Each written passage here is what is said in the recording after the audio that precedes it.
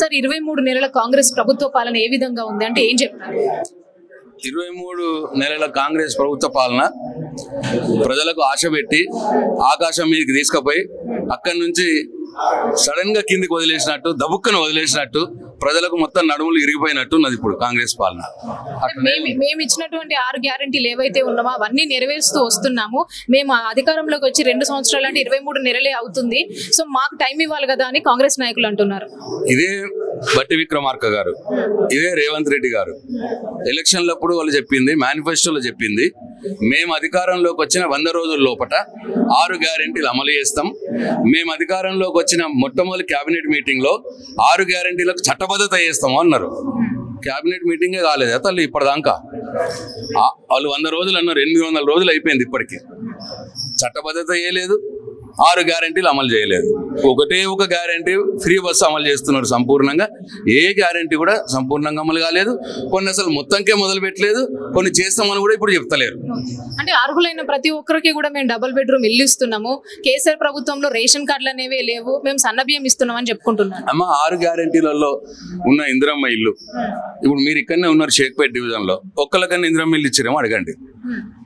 మళ్ళీ ఇప్పుడు ఎలక్షన్లు వచ్చినాయి కదా అని చెప్పి ఇందిరమ్మ ఇల్లు ఇస్తాము అని చెప్తున్నారు. 100 రోజులలో అమలు చేస్తా అన్న మాట ఇప్పుడు 800 రోజులు అయిపోయినా కానీ ఒక్కళ్ళకు కూడా ఇందిరమ్మ ఇల్లు ఎందుకు ఇవ్వలేదు? కేవలం మళ్ళీ ఇప్పుడు జూబ్లీ హిల్స్ లో ఎన్నికలు వస్తున్నాయి కాబట్టి, లేదు అక్కడ స్థానిక సంస్థల ఎన్నికలు వస్తున్నాయి కాబట్టి ఇందిరమ్మ ఇల్లు డ్రామా మొదలు పెట్టిర్రు ఇప్పుడు. అంతే తప్ప వాళ్ళు చేయాలనుకుంటే 100 రోజుల్లోనే అమలు చేయాలి కదా. వాళ్ళు ఇచ్చిన 6 గ్యారెంటీలు అదే. అమ్మ 2500 మహిళలకు ఇస్తామన్నారు, 100 రోజుల్లో అమలు చేస్తామన్నారు, ఇప్పటికీ చేయలేదు. 2000 పెన్షన్ 4000 చేస్తామన్నారు, 100 రోజులు అమలు చేస్తామన్నారు, ఇప్పటికీ చేయలేదు. 800 రోజులు అయిపోయింది. తులం బంగారం ఇస్తామన్నారు కళ్యాణ లక్ష్యంలో, ఇప్పటికీ చేయలేదు. ఆడపిల్లలకు స్కూటీలు ఇస్తామన్నారు, ఇప్పటికీ చేయలేదు. విద్యార్థులకు 5 లక్షల విద్యా భరోసా కార్డు ఇస్తామన్నారు, ఇప్పటికీ చేయలేదు. 2 లక్షల ఉద్యోగాలు ఇస్తామన్నారు మొదటి సంవత్సరంలోనే. 2 సంవత్సరాలు అయిపోయినాయి, 12,000 ఉద్యోగాలు మాత్రమే ఇచ్చినారు. నిరుద్యోగులకు 4,000 నిరుద్యోగ వృత్తి ఇస్తామన్నారు, ఇప్పటికీ చేయలేదు. ఏం చేసిర్రమ్మా? ఒక ఫ్రీ బస్ తప్ప. 200 కరెంట్ అన్నారు, ఎవరికి కొందరికి వస్తున్నది, కొందరికి రావట్లేదు. రుణమాఫీ 2 లక్షలు అన్నారు, 20% మందికి చేసిరు, 80% మందికి కాలేదు. వడ్ల బోనస్ అన్నారు, అది కాలేదు. ఈ ఆటో డ్రైవర్లకు 12,000 అన్నారు, అది చేయలేదు. ఏం చేసిర్రమ్మా?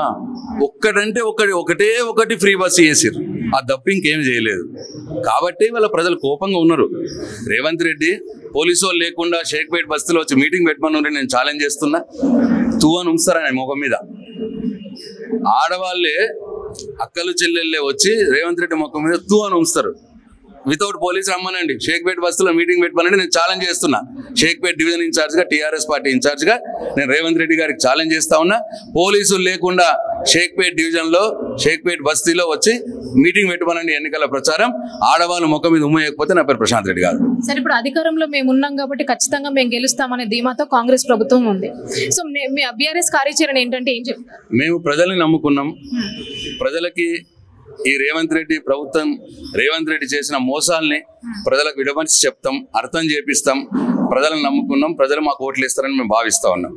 ఇక వాళ్ళు రేవంత్ రెడ్డి కాంగ్రెస్ ప్రభుత్వం ఏమో పోలీసులను నమ్ముకున్నది, అధికారాన్ని నమ్ముకున్నది, ఇవాళ రౌడీలను నమ్ముకున్నారు. వాళ్ళు రిగ్గింగ్లు, దొంగ ఓట్లు ఎన్రోల్మెంట్ చేపించడం, వీటి మీద వాళ్ళు గెలుస్తామనే ఆలోచనతో ఉన్నారు. కానీ అంతిమంగా ప్రజాబలమే సూపర్ బలం అవుతుంది, అదే ఫైనల్ అవుతుంది. సరే, ఇప్పుడు పొన్నం ప్రభాకర్ గారు సునీత గారి మీద చేసిన కామెంట్ కి మీరేం మాట్లాడారు? ఒక భర్తని పోగొట్టుకున్న మహిళ భర్త గుర్తుకు వచ్చి కంటతడి పెడితే దాన్ని కూడా అవహేళన చేస్తూ, చాలా నీచంగా మాట్లాడుతూ ఒక మంత్రిగా ఆయన చేసిన వ్యాఖ్యలు చాలా బాధాకరం. సభ్య సమాజం తలదించుకునే పరిస్థితి ఉన్నది. ఆయన విఘ్నతకే నేను వదిలేస్తున్నా.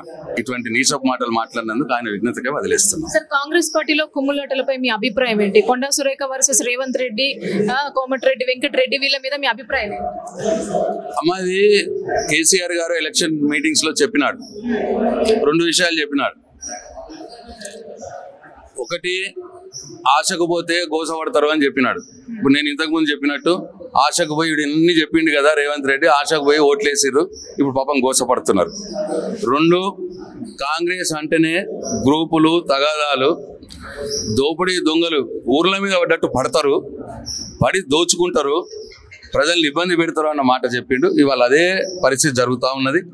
ఇవాళ మంత్రులు వాళ్ళు ఇండస్ట్రియలిస్టులని, పారిశ్రామికవేత్తల్ని మామూలు అడిగి ఆ మామూలు పంచుకునే విషయంలో తేడాలు వచ్చి వాళ్ళ మంత్రులు ఒకటి కొట్లాడుకుంటున్నారు. ఇంత దౌర్భాగ్యమైన పరిస్థితి తెలంగాణకు రావడం నిజంగా కూడా బాధాకరం అమ్మా. Okay, thank you. Thank you.